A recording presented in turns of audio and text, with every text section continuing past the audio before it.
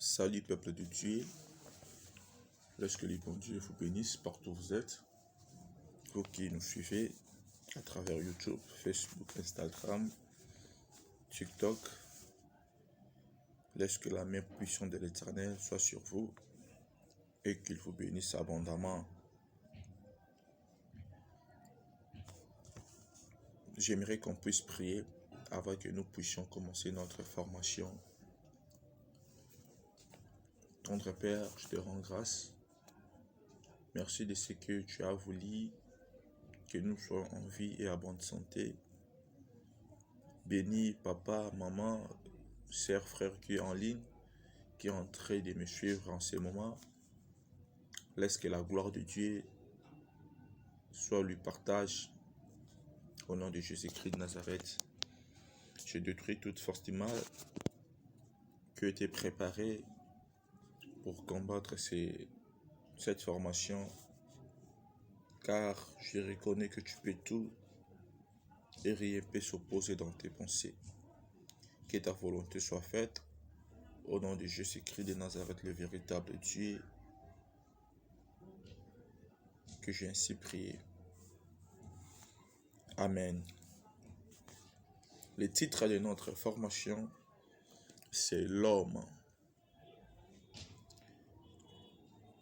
Dieu soit loué de ce que il a voulu que nous soyons encore en vie et en bonne santé. Il t'a protégé malgré les obstacles, malgré les problèmes, mais tu es en vie et en bonne santé. Que la gloire lui soit rendue, car il est écrit, dans toutes circonstances, rendez gloire à Dieu. J'aimerais que nous puissions savoir dans la leçon 1, l'homme est l'image de Dieu, mais aussi victime du diable. Si nous lisons la Bible, dans le livre de Psaume 8, verset 5, il y a une question très importante qui est posée, à savoir, qu'est-ce que l'homme? Cette question posée à Dieu trouvera une réponse. La même question aussi, si c'est posé au diable, trouvera certainement une réponse, mais celle-ci sera une réponse qui sera différente à celle de Dieu. Selon Dieu, l'homme, c'est une autre personne. Par là, selon Dieu, je veux dire que l'homme est son image. Béni sur la terre, et Dieu a créé l'homme, premièrement pour que l'homme féconde. La fécondation, c'est-à-dire produire. La deuxième chose que Dieu a créé l'homme, pour que l'homme multiplie.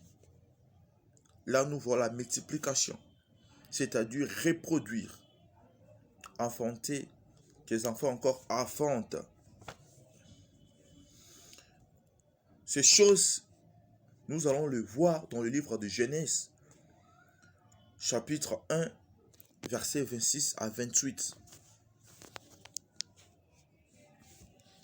Dieu a créé l'homme pour remplir, c'est-à-dire combler le vide.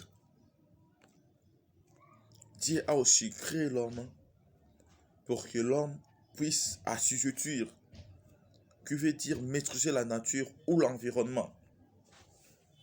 Dieu a aussi créé l'homme pour que l'homme puisse dominer, c'est-à-dire régner sur les autres créatures, sur les animaux, sur les arbres, sur le poisson. Je lis le livre de Genèse chapitre 1 verset 26 à 28e verset. La Bible nous dit ceci. Puis Dieu dit, faisons l'homme à notre image, selon notre ressemblance, et qu'il domine sur les poissons de la mer, sur les oiseaux du ciel, sur les bétails sur la terre, et sur tous les reptiles qui rampent sur la terre. Dieu créa l'homme à son image. Il le créa à l'image de Dieu. Il créa l'homme et la femme. Dieu le bénit et Dieu leur dit, soyez féconds, multipliez, remplissez la terre et l'assujettissez, et dominer sur les poissons de la mer, sur les oiseaux du ciel et sur tout animal qui se met sur la terre. Mais aujourd'hui, ça fait si mal de voir dans d'autres pays les hommes que Dieu a créés par son image puissent se prosterner devant les images, devant le poisson, devant les animaux. Et pourtant, Dieu lui-même a placé l'homme au-dessus de toutes les restes des créatures. Dans la pensée de Dieu, l'homme est un être libre qui doit se développer, qui doit aller en l'avant. Car Dieu, qui est son créateur, a voulu que l'homme soit ainsi. L'homme n'est pas le produit d'une évolution, comme l'affirment certains penseurs de ce monde. Il a été créé par Dieu, comme tel Jésus l'a confirmé dans Matthieu, chapitre 19, verset 14, bien-aimé. Comment une voiture a été créée par les gens. Comment un avion a été créé par les gens. Mais l'homme puisse exister au hasard, ça n'a pas de sens. Si ce monde est en harmonie, c'est parce que Dieu a voulu que les choses soient ainsi. La Bible nous dit dans le livre de Matthieu, chapitre 19, verset 4. Il répondit, n'avez-vous pas lu que le Créateur au commencement fit l'homme et la femme? Comme Dieu l'a créé ainsi. Ceci veut dire que l'homme a une destinée. Quoi qu'il en coûte, Dieu l'aidera à atteindre cette destinée en Jésus-Christ. Et dans la composition de l'homme, nous voyons l'homme est composé de 3 parties, qui sont le corps, l'âme et l'esprit. L'homme est tripartite, bien-aimé. L'homme a un corps, l'homme a l'âme et l'homme a l'esprit. J'aimerais qu'on puisse lire la Bible dans le livre des 1 Thessaloniciens, chapitre 5, verset 25. Frères, priez pour nous. Bien-aimés, le corps, c'est la partie matérielle qui met l'homme en contact avec le monde physique. Le corps a toujours besoin d'être soutenu par la prière parce que le corps a plusieurs faiblesses. C'est pour cela, Paul dit chez les frères de Thessalonique de prier.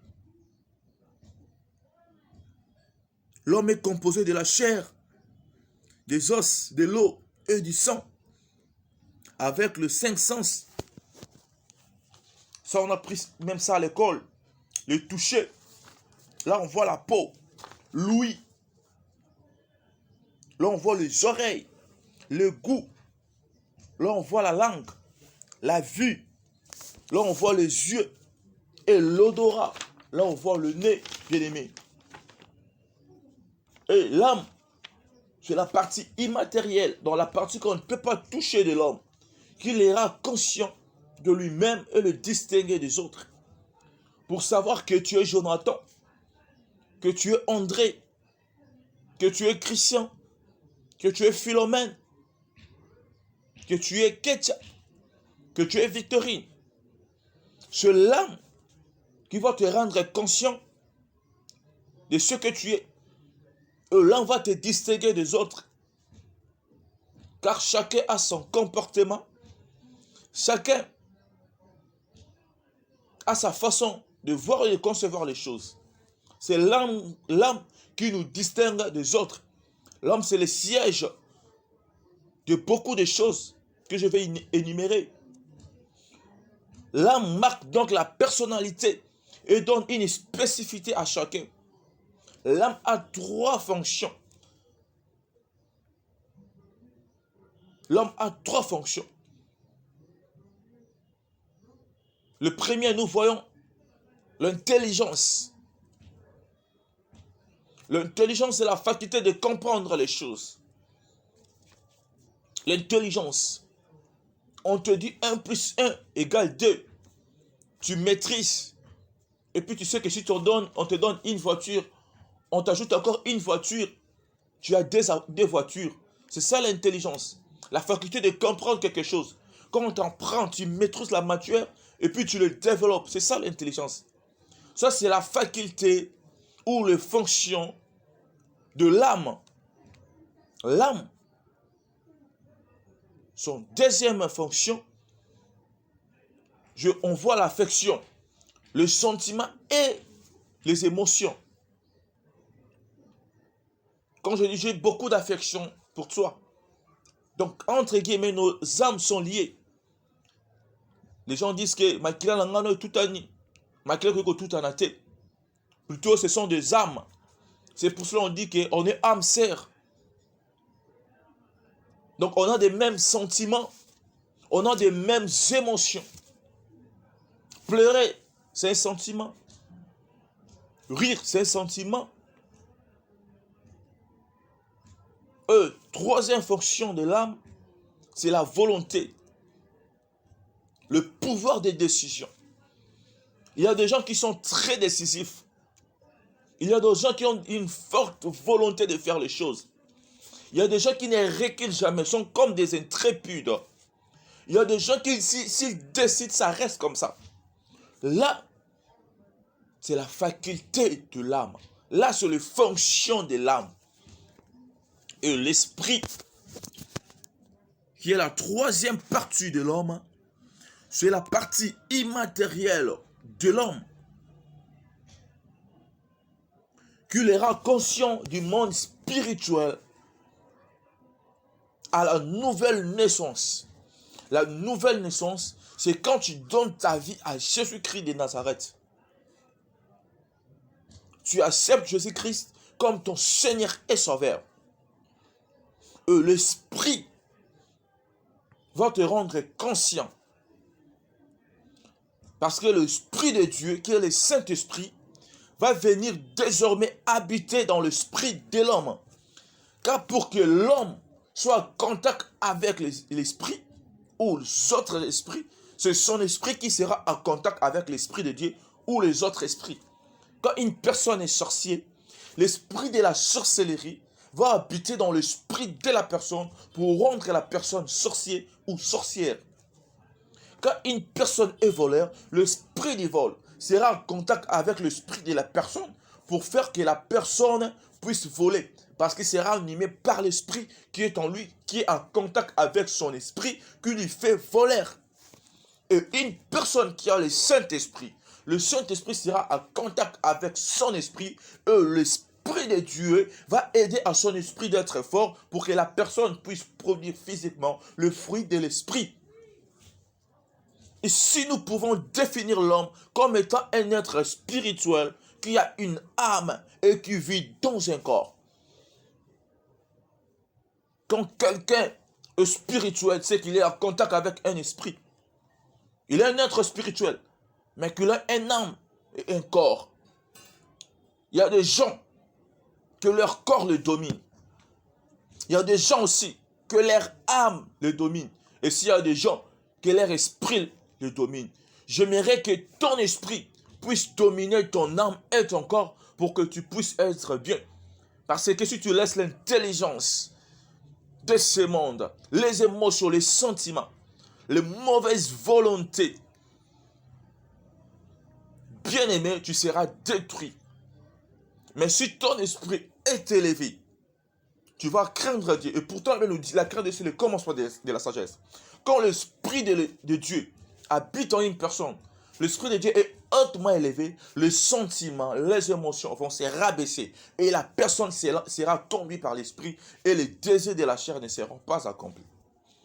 L'esprit a trois facultés.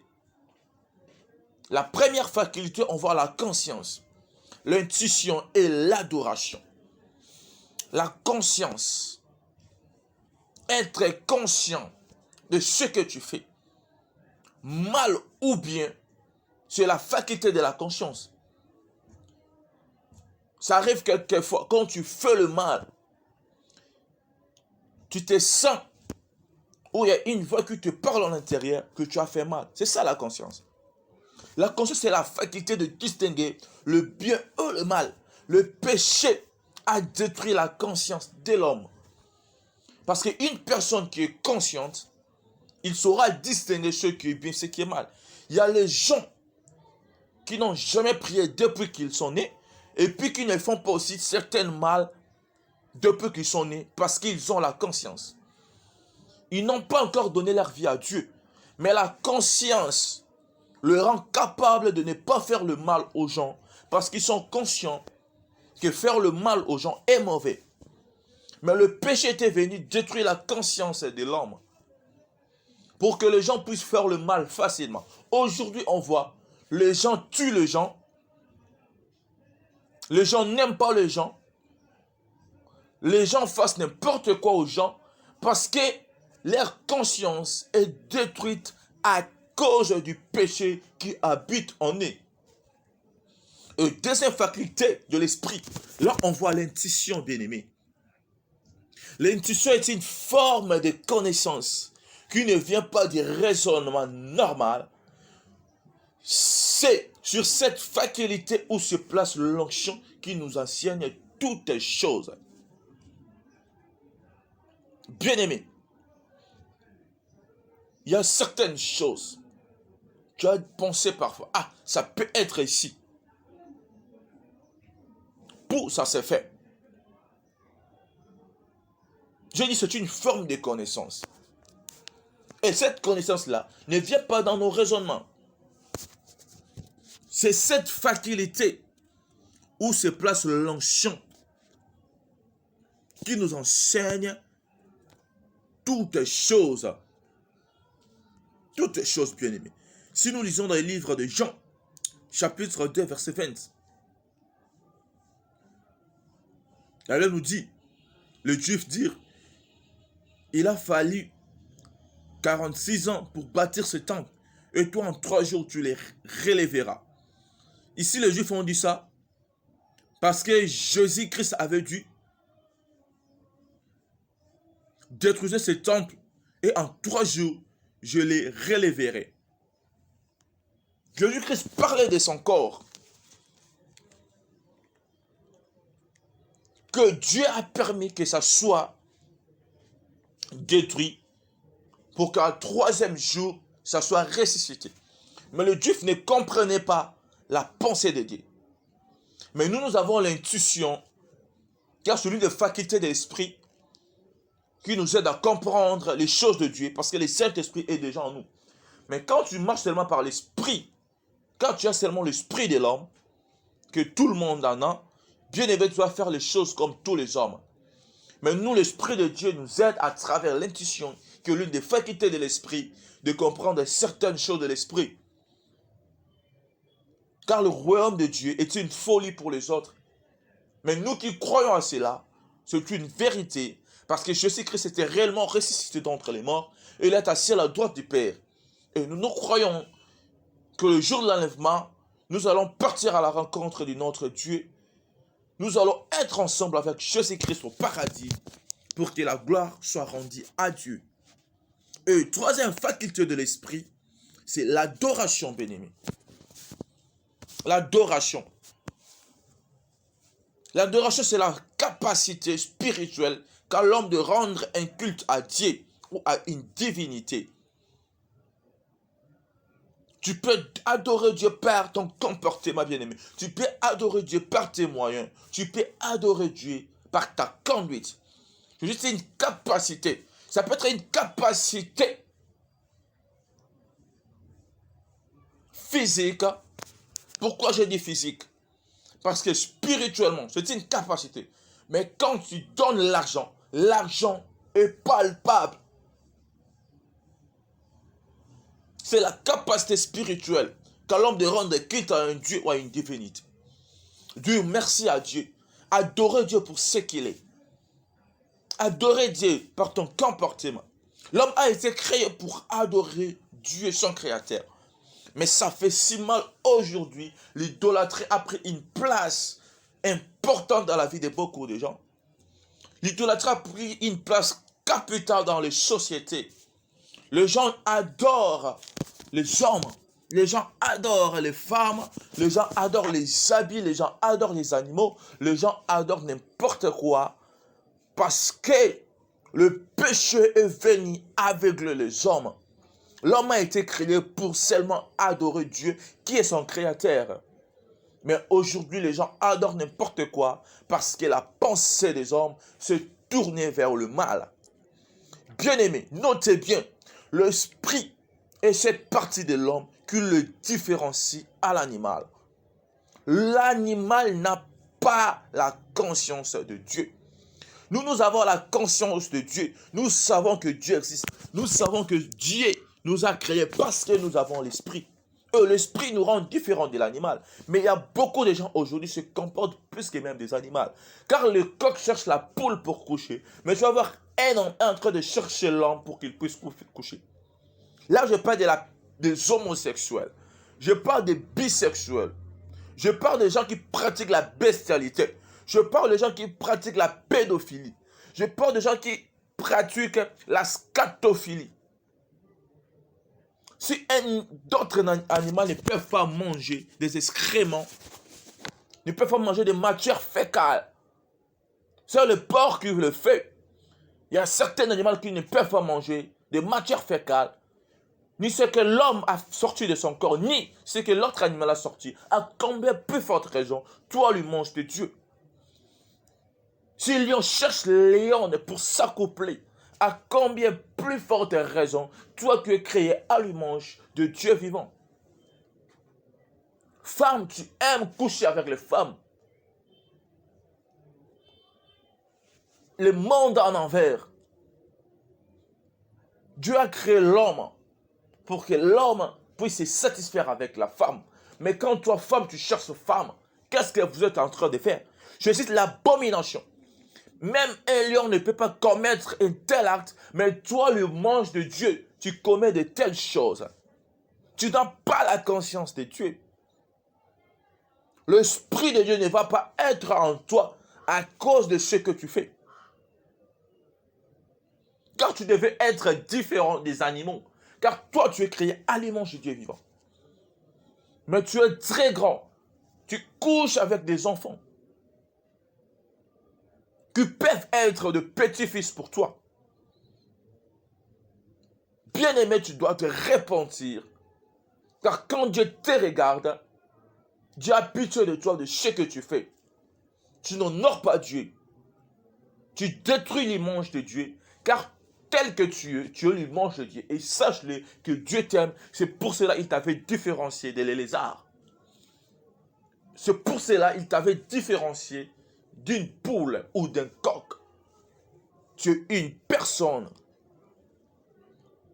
Même la personne qui est plus douée, le lion, est plutôt l'animal qui est plus doué, le lion. Quoique féroce, n'a pas conscience que le lion. C'est pour ça qu'il y a certains cas, lion fuit. Parce que le lion ne sait pas qu'il est lion.